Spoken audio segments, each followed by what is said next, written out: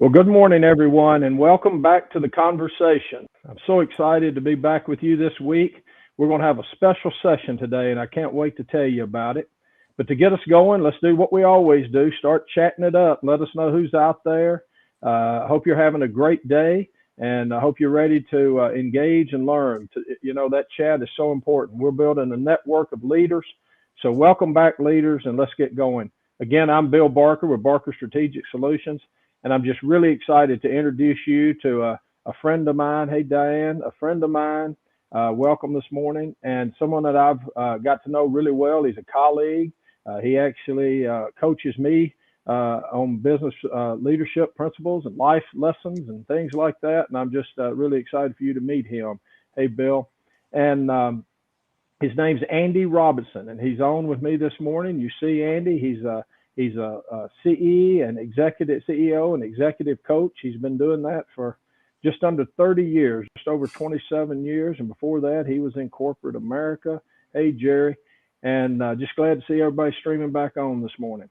So, Andy, welcome to the program. Andy is going to speak to us on a very important topic this morning, a topic that I'm looking forward to hearing more about. That I'm going to learn with you this morning, and I plan to really apply these principles. I think Andy will tell you through his presentation this morning that the executives that he coaches that have applied the skills and the practices that he's going to talk to us about today, he sees tremendous improvement in their effectiveness and productivity. So I'm looking forward to sharing it. So Andy, I'm going to turn it over to you at this point and let you take the program, and I'll join you at the end. So everyone enjoy it, and here is Andy Robinson, and welcome him in the chat. Thank you, Bill. I appreciate that introduction. Hello, everybody. It's great to be here. I've got a topic that's one of my favorite topics to talk about. It resonates and is applicable to all of my clients, and hopefully you'll hear something today that you can take away and execute on coming out of this morning. And please feel free as we're going through the conversation to add comments and chat. If you've got questions, if we can't get to all your questions, I can certainly make sure that we get back to those in some manner or fashion. I'd like to frame the conversation before we get into the topic itself. And I want to frame it by saying that we live, and we know that we live in a world of distraction. This is a whirlwind where things are constantly grabbing our attention and pulling us away from the things that are most important for us to focus our attention on. Whether it's the ping of incoming emails, phone notifications, colleague drop-bys, favor requests from friends or team members, other people's priorities that are grabbing our attention and pulling us away from our priorities, all of that is the whirlwind that's wrapping around us and diluting our attention on that which is most important. At the same time, we are called upon and are expected to deliver maximum value in the roles that we're in. When we are doing that, when we are delivering maximum value, we feel good, it energizes us, it engages us, and it puts us in that flow state where we just kind of get lost in what we're doing. And what I want to do today is to introduce a mental model that will help you move towards spending more time on those flow state, on those really important activities, and less time on the whirlwind of distraction that's wrapping around us. One of the quotes that I use with my executive coaching clients is the most productive business leaders recognize that productivity is not about getting more done. It's about getting the right things done. And I want to talk to you today about what those right things are and how you can operationalize this mental model that we're going to talk about to spend more time on those right things. So let's get started. So what is this mental model that I've alluded to? I call it living the maximum value mindset, because it truly is a way of thinking. It's a mindset. And it's all about focusing on your most valuable activities. And I'm going to use that term over and over today. And I want to use it as an acronym so I can shortcut the term. We're going to talk about MVAs, most valuable activities, as we go through the morning, because that's the mental model that we're focusing on. And I want to do that in 3 parts. I want to define what MVAs are. It's really important that we have clarity on that definition, because until we know, we can't do anything with that. So 1 is I want to clarify the definition. 2, I want to reemphasize why focusing on your MVAs is so critically important as a business leader, or regardless of your role in the organization. And then I want to give you some ideas for how you operationalize this MVA mental model for the remainder of the morning. So let's start with part 1 of those 3. And part 1 is, what are MVAs? What are most valuable activities? And there's 4 elements. And in order for something to be an MVA, it absolutely has to meet all 4 of these elements. It can't meet 1 or 2 or 3. An MVA meets all 4 of these criteria or elements. And I want to run through those 4 with you. So the first one is an MVA. MVA is an activity that without question plays to your strengths or your talents, or that deep level of expertise that you do, the thing that you do really well. That's the first one. The second one is, it's something that when you're doing it, it's adding significant value to your team, to your clients, or to your organization. So it's got to be an activity that's driving activity and driving achievement of one or more of your goals that hopefully are aligned with the company's goals. Third, it's something that you enjoy. It's something that puts you in that flow state when you do it.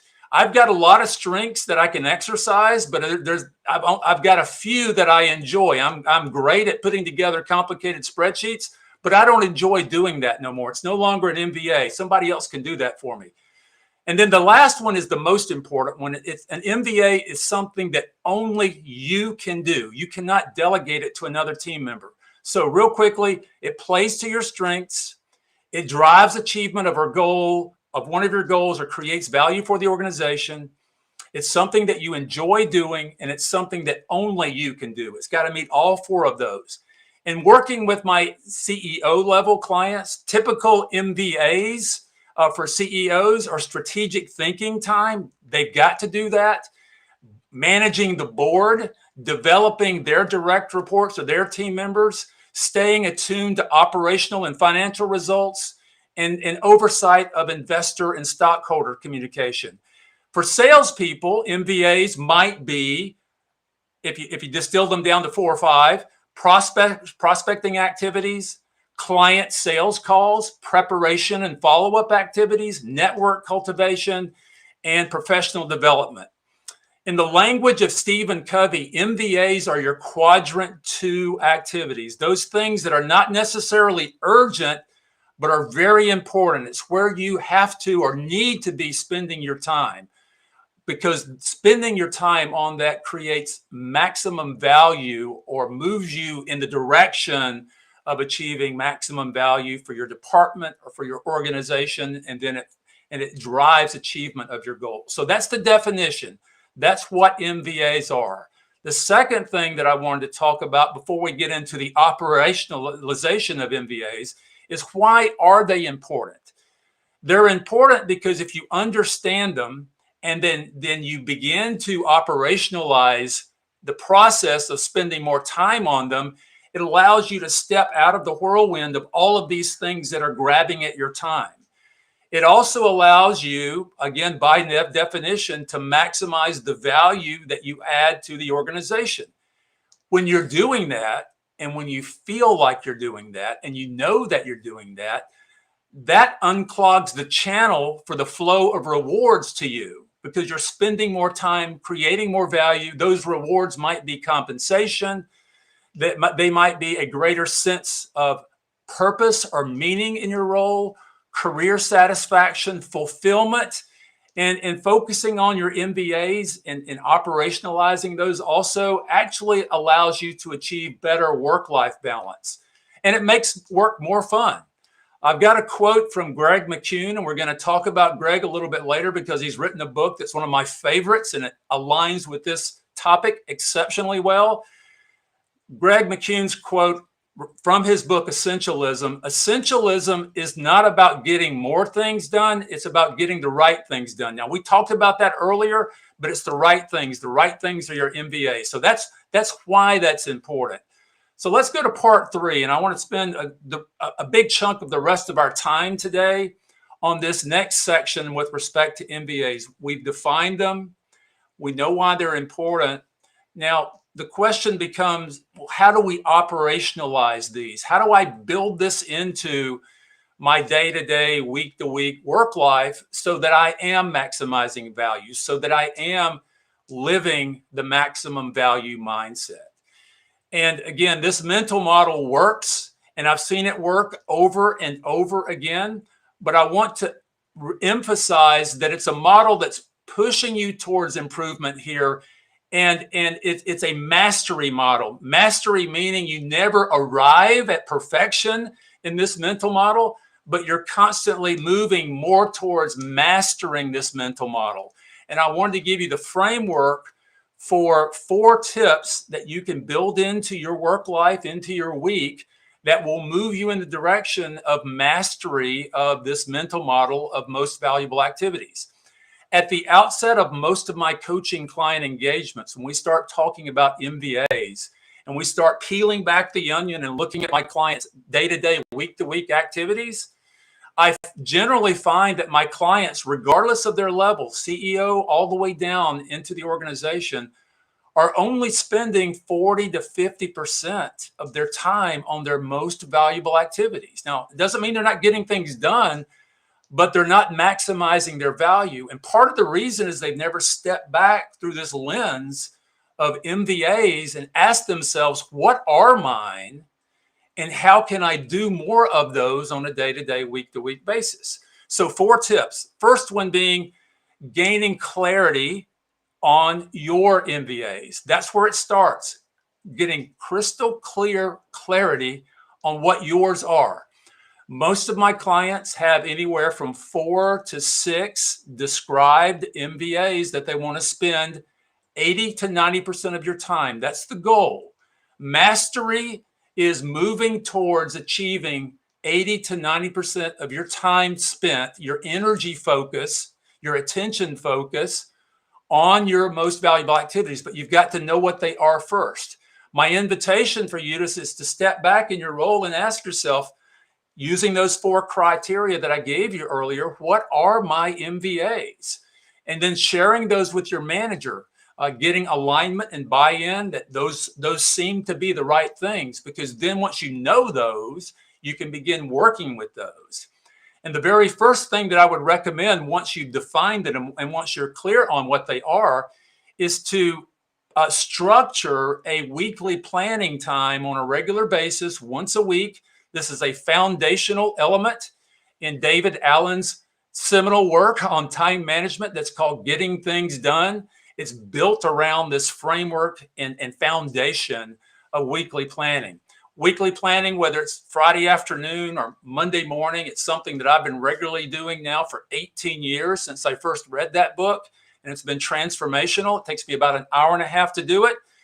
But it allows me to look at my MVAs, look at my goals, look at last week, look at this week, look at my whole master to-do list, and ask myself, what do I need to get on my calendar this week or in my task management system this week to create dedicated focus to my most valuable activities. The weekly planning process facilitates identification of those most important 3 or 4 things that you really want to focus chunks of time on this week to get those things done. And then second, and behind that is, which is number 3, is scheduling those MVAs on your calendar. This is in the vernacular of Stephen Covey from his book, 7 Habits. It's getting the big rocks identified and placed in the jar of your calendar, whatever your calendar is. So putting those big rock activities, whether it's an hour, hour and a half, whatever those MVAs are that you've clarified for yourself, that you've gotten buy-in from your manager, putting that time on your calendar. Now, you don't want to fill up your calendar. You need white space to deal with other things that come up. but getting them on your calendar is a structural first process to help you move in the direction of spending more and more time on those. I have clients that color code that MVA time based upon the MVA. Each MVA has a color. They can look back, and I can look forward with them to see the blend of MVA time that they've got scheduled on their calendar. And then fourthly, and this one's really important, is saying no to the noise. And what we decide to do or what comes into our work life on a day-to-day basis is a choice. We always have a choice to either do it or not do it.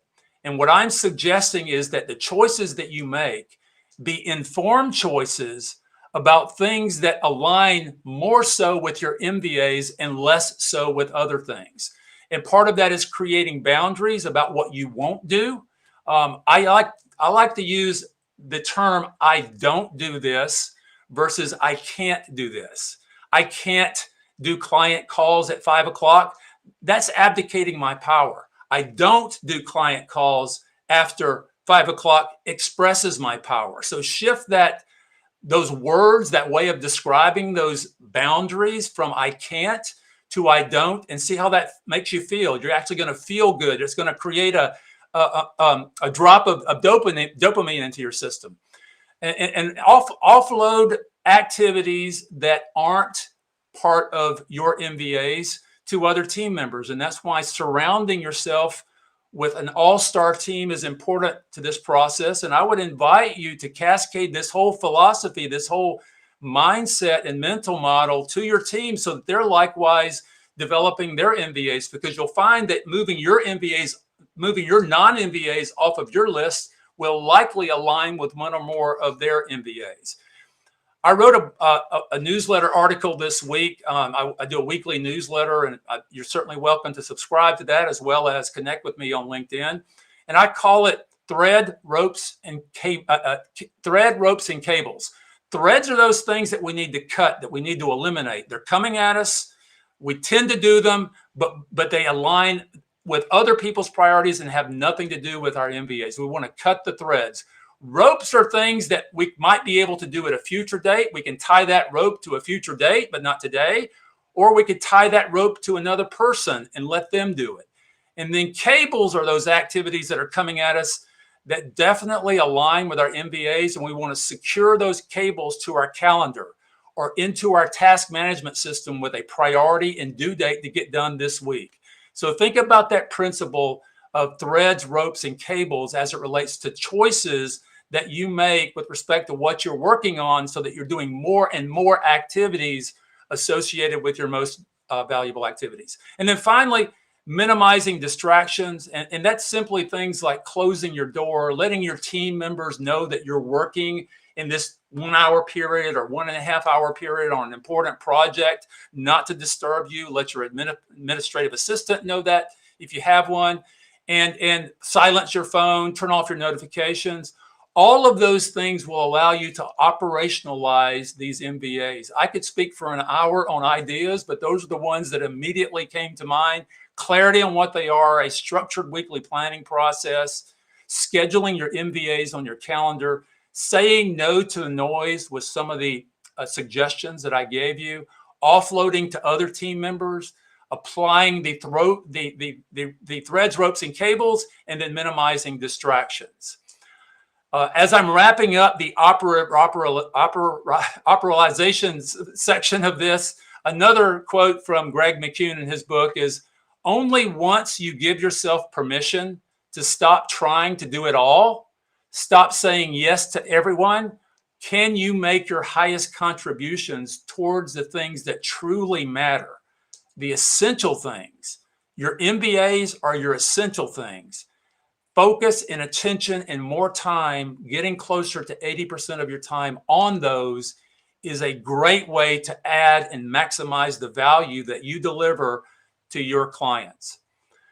I'm going to turn things back over to Bill, but before I do, if I could ask you to drop one thing into chat that you'll commit to doing based upon what you heard me say today, that would be great. A commitment that you'll make. And Bill, I'll turn things back over to you. Yeah, thank you, Andy. Well, I've got pages of notes because, as you know, I will benefit a lot from this.